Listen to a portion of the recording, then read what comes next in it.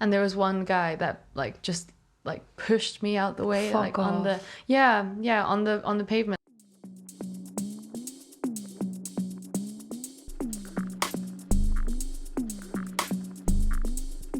So your family, your grandma live in Wuhan as well still, your grandma and grandpa as well? Yeah. And so they were there obviously during the pandemic, which would have been so scary. Like I remember like we follow each other online and everything, and just saying like, oh my God, like obviously this is scary for me and my family, but I couldn't imagine having someone like actually there, like family members. And I just kept thinking like, oh, like I hope they're okay, like I hope she's okay, like, you know, I hope her family's okay. Yeah, so like what was that like? It was terrifying. I remember coming back to uni on like the 7th of January 2020, and we got a lecture from this like an infectious diseases professor, and he just mentioned this, and he mentioned that at that time they had 30 cases in total, 0 deaths, and he was just like, this right now is like a hot spot on the planet, like we're looking at this right now, we don't know what it is, but this is happening and it's in Wuhan. And I was like, this is the first time I've ever heard about it, and it's like I've never heard my hometown like mentioned. That would have been so weird. When I wasn't really listening because it was such a boring lecture. Such a boring lecture because I don't care about infectious diseases really that much. But he just said like Wuhan, and I was just like, what? That's where my grandparents are. That's where like I was born and stuff. And I just phoned them, and I was just like, have you heard anything about this? And at the time, I think they only thought that it affected young people, because it was like at the time they had no idea what, like how it acted, like how it was passed on, like how many people had it, like how it behaved as a virus. They didn't even know it was a virus. They thought it was like a pneumonia. Because symptoms were similar. So they weren't very concerned, but I was worried because I don't know why. Like I had a feeling that it was going to be really big. Like I had a feeling that was just because the guy had said it's not really under control. Like this is something that we're monitoring. It just sounded really serious. And then it hit, and it was just like absolutely crazy. Like just nobody knew what to do. Nobody knew what was going to happen. Like they didn't know how to protect themselves. They didn't have like enough PPE. Like they were the first people to have it. And then all the scientists over here were like, oh, you should be doing this, you should be doing that. But like they weren't prepared for this, like at all. They've just been hit and they don't know what it is. Like back then, scientists here were even like making theories about, do you remember when they said, oh, it can be transmitted through your eyeballs or something like that? Yeah. What? By looking at someone. Yeah. You can get it like if it enters your eyes or something like that, which is not and just so like people fear-mongering in a way. Yeah, so much fear-mongering. So people were genuinely, that's what I would do. I'd be like people were genuinely wearing like swimming goggles to the supermarket and stuff. Just crazy stuff. Oh my God, I've not heard this. Yeah, and they're just and they had food shortages, like everything was marked up super high. But they have such a strong sense of community in China. They really respect old people. So they were really lucky in the sense that their like little community that they lived in, they got their food delivered to them. They got help with whatever they needed. Like they were never short of like food or anything like that. That's good. So they were actually having a good time. They were actually really safe. They were just nervous about how it was gonna pan out, but they were genuinely just like not worried about themselves because everything felt like it was okay, manageable. Obviously the news was terrifying. Can imagine. And the anti-Chinese sentiment was already beginning like here, because of the news, because of the fear-mongering. People didn't even think it was going to come here at that time. They didn't even think that it would end up in the UK. They thought it was like an Ebola kind of situation. Oh, it's not going to like make its way across to us. Little did they know.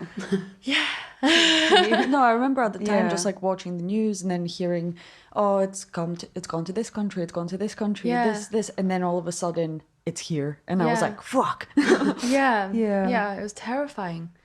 I was just here and people were making jokes to me, just saying, oh, you haven't been to China recently, have you? We better stay away from you.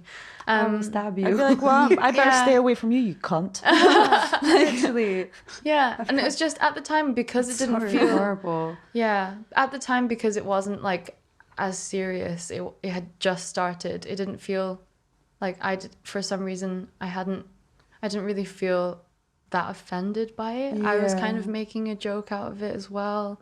I guess because it was so things were so uncertain, and also I'm used to like making racist jokes about myself to like fit in with other people. Like that's internalized racism is a whole other topic. So yeah, I didn't really think anything of it, but then I noticed like people just avoiding me in the street and like moving away on the bus, and people would be walking on the other side of the road and they'd see me and like cover their mouths. Really? And yeah, it was just a horrible time. Oh my God. It like escalated so quick. I remember going on a night out in January or February, and I just had a really long day. Like I had a patient like yell racist things at me that day. So I was just like, I get that a lot. You deal with the public, you get abuse a lot. What? Yeah. You get a lot of racism and just sexism from both the public and also like your seniors sometimes. Bro. Because blood is boiling. Right? I'm just like, so that's what I mean when I say I'm used to feeling used in a way, because there's nothing you can do about it, because they know that you're the bottom of the pile. Like you're not going to be able to do anything about it. So it's just something that isn't dealt with very well. Anyway, what the fuck? Yeah. That's, I'm like, I need to compose myself.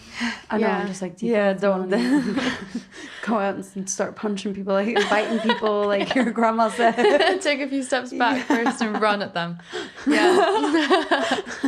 But yeah, like I came back that night from the hospital. It's just like, I'm really ready for this night out, because it'll be with friends, like really close friends, like my school friends were there as well. Safe, I felt safe. I felt like this was going to be like a chance to let loose and just relax and like leave the past behind me, kind of thing.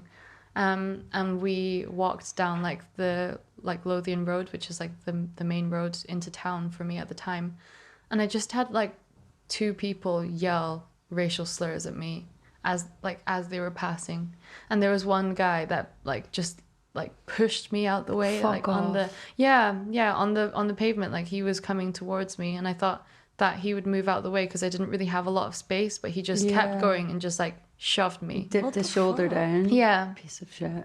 Yeah. My God. So from that moment, I was like, God, this is happening so much. Yeah, on top of like your family, like going through all of that, and like it already being such a stressful time, and then you're put into an environment where you're being attacked because of your heritage at your own workplace. Like you can't ever escape it. Like that's horrible. Yeah, it was like, all the time. How is that tolerated, may I ask? Yeah. Like in the workplace. Yeah, like can you complain? Is there any, like, I don't know. Surely, sure you would have. Being a staff member, like you have to be protected, like you have to be looked after. So you'd think so, yeah. But it's the NHS, is the government, is like such a massive organization, and systemic racism and just issues in general is so like deep rooted that it's so hard to like even break the surface of that. There are ways to report like specific people, but they never get back to you. Like you never know if they deal with it or not. So they could just receive the complaints and just not do anything about it, and you wouldn't know. That's ridiculous. So, yeah. You need to do better. Like, that's just unacceptable. Like, you're literally working your ass off. You should feel safe, especially in a job that's stressful already, because you're literally helping people, like, who are sick and ill and all these different factors. Like, you should not have to worry about that. Yeah. Like you shouldn't. Yeah. Like, that just makes me so mad. Yeah. But no, like, you should feel safe in your workplace and protected. And I'm really sorry that you don't, because that's just not okay.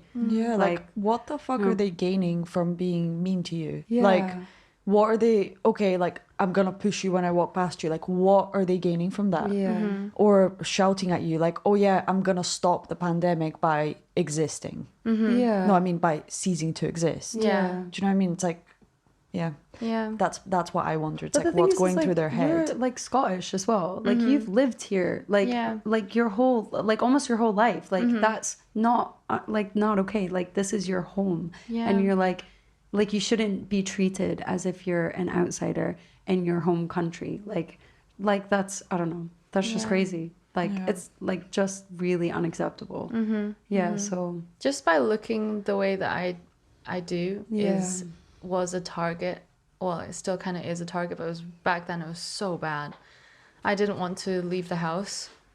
I didn't want to. I had to go to hospital. They really tried to keep us in university for as long as possible. So while everyone else had been told that university was cancelled, we still had like 3 weeks more of placement that they tried to make us do.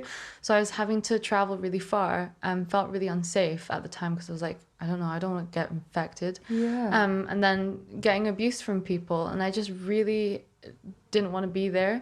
I really just didn't want to be outside of my house, because even if, like, before I have received racism like throughout my life.